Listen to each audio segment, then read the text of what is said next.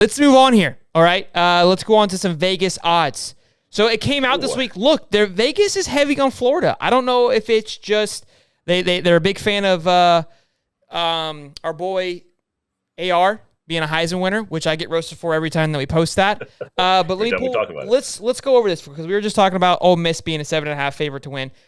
Let's give you the favorites of what each team's going to win. Okay, we've got Bama and Georgia favored to win 10.5. Okay, Kentucky, A&M 8.5. Kentucky is going to be nasty. That's going to be a tough game too for us. Arkansas, Florida, LSU, Ole Miss, and Tennessee all 7.5.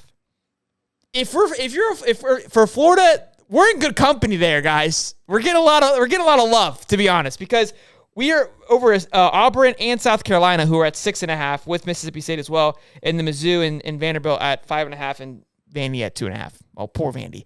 Poor Vandy.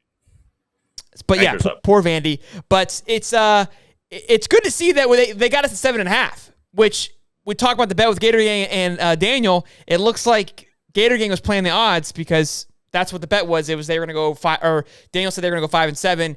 He said they're going to go 7-5. So here we are with the Vegas odds saying yes. And where does FSU stand, Steve?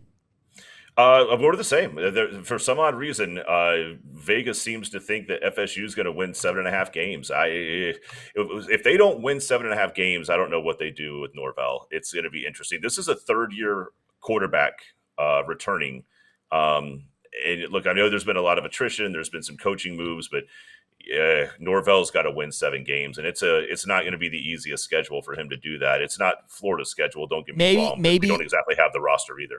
Maybe Vegas is a little off. If they've got Florida State at 7.5, maybe they're just throwing a shot in the dark right now, just handing out freebies. Because for us, look, I'm a hate on FSU, but for us to be favored over South Carolina. That to me is a little surprising because I felt like they worked us, and with Spencer Rattler coming in, I'm not a fan of Spencer Rattler, but I would imagine that he would provide more of an upside for them.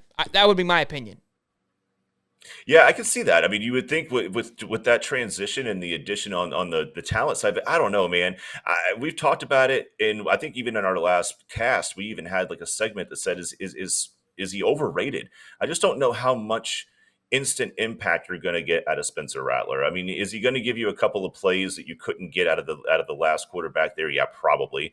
Is he a plug and play, joystick quarterback that's just going to go out there and run circles around people? I don't think that's the case. He had more talent at OU last year, and it didn't look good. The first 3, if anybody remembers the first 3 or 4 games of Oklahoma's season, it was ugly. They won a couple of games. I agree. I agree. I'm on that boat, but I'm a little surprised. That's all that I'm saying. I am.